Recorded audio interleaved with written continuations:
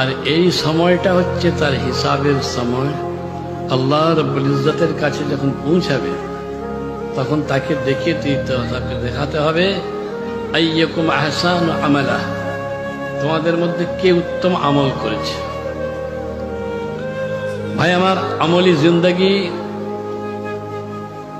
মধ্যে শুধু নামাজ পড়া, শুধু রোজা রাখা নয়। আমলি জিন্দেগির ভিতরে শুধু দান খায়রাত নয়, যে কোনো একটা ভালো কাজ সেটা আমলের ভিতরে। আল্লাহ পাক এক বিন্দু ভালো কাজকে বরবাদ করবেন না।